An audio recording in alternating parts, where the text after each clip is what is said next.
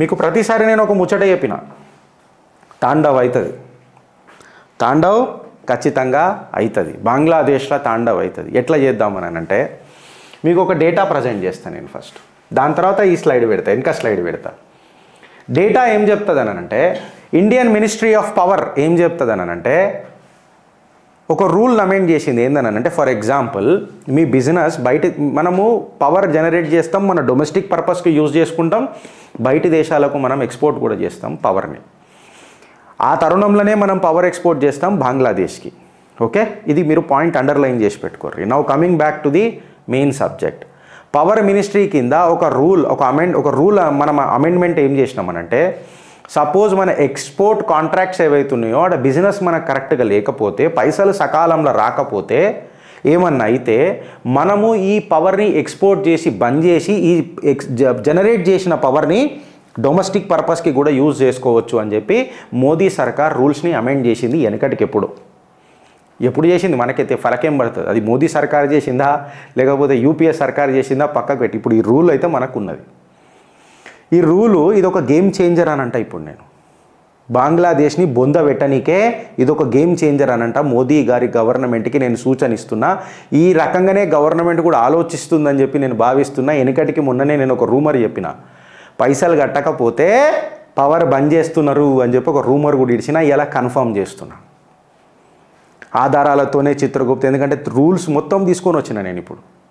So the flexibility game changer అవుతున్నదో కేవలం ఒక పవర్ ఇట్లా గేరేసి పెట్టినామని అంటే జట్కాకి ఎగిరిపోతుంది బంగ్లాదేశ్. ఎందుకు ఎగిరిపోతుంది అని అనంటే బిగ్గర్ పిక్చర్ ఆలోచించుండ్రి. ఇవాళ ఏంది అని అంటే, ఇవాళ ఎలక్ట్రిసిటీ అనేది కేవలం ఇంట్లో బల్బు వెలుగుకోనికే కాదు, అని జీవితంలో వెలుగు ఉండాలన్నా ఎలక్ట్రిసిటీ ఉండాలా, ఆడ చిన్న చితక ఇండస్ట్రీ నడవాలన్నా ఎలక్ట్రిసిటీ ఉండాలా, ఎకనామిక్ స్ట్రాంగ్గా కావాలన్నా ఎనర్జీ క్రైసిస్ అక్కడ ఉండొద్దు, డిప్లొమాటిక్ టైస్ గట్టిగా ఉండాలన్నా అలా ఎనర్జీ గట్టిగా ఉండాలా, ఇన్ఫ్యాక్ట్ అలా నోట్లో ఒక బుక్క దిగాలన్నా వాళ్ళకు పవర్ గట్టిగా ఉండాలా. ఇవాళ బంగ్లాదేశ్ గట్టిగా డెవలప్ కావాలన్నా వాళ్ళకు ఎనర్జీ అనేది చాలా ఇంపార్టెంట్. ఆ ఎనర్జీతోనే వాళ్ళకు synergy. And to that matter మనం అందరం చదువుకున్నాం, energy can neither be created nor destroyed, it transforms from one form to another అని చెప్పి మనం అనుకున్నాం. ఇప్పుడు ఈ ఎనర్జీని ట్రాన్స్ఫార్మ్ చేసే కెపాసిటీ ఇప్పుడు మన భారత్ దగ్గర ఉన్నది.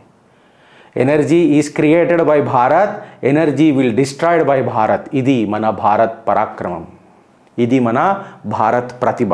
ఇప్పుడు నేను ఏమంటా అంటే, ఒక్క మిజైల్ పెట్టకుండా, ఒక్క మిజైల్ ఫైర్ చేయకుండా, ఒక్క బుల్లెట్ ఫైర్ చేయకుండా ఈ బంగ్లాదేశ్ బద్దలు వలగొట్టచ్చు. ఈ బంగ్లాదేశ్ బద్దలు వలగొట్టచ్చు. గిలగిల కొట్టుకొని సస్తాడు నా కొడుకు. ఈ పాకిస్తాన్ గాడు ఎగురుతున్నాడు కదా, పిండి లేక ఆడ చచ్చిండు, వీడి కరెంట్ లేక చస్తాడు. ఎందుకు చెప్తున్నానంటే, వాడు సొంత కెపాసిటీ పెంచుకోవాలని అంటే ఆడికి ఇప్పుడు చైనాతో ఎంత సంబంధం ఉంటాయో నాకు తెలియదు, because of the deep state involvement. ఇవాళ చైనా తన క్రెడిట్ కార్డ్ ఇయ్యదిగా, ఆ డీప్ స్టేట్ ఇన్వాల్వ్మెంట్ అయ్యింది కాబట్టి. ఆ డీప్ స్టేట్ కూడా ఇప్పుడు తప్పు చేయదు. ఎందుకనంటే తెలియకనో తెలుసో షేక్ హసీనా ఇండైరెక్ట్గా క్రిస్టియన్ మిషనరీ కుకీ ల్యాండ్ గురించి చెప్పి పెట్టేసింది. సో భారత్ ఇక్కడ అప్రమత్త అయిపోతుంది. మన భారత్ ఏజెన్సీలు కూడా ఇప్పుడు పదిలంగా గట్టిగా పనిచేస్తాయి. ఇదంతా తేలిగ్గా వదిలిపెట్టరు. తాండవ్ హోగా అని చెప్పి నేను మీకు మాట ఇచ్చిన. భారత్ సర్కార్కి సూచన ఇస్తున్నా.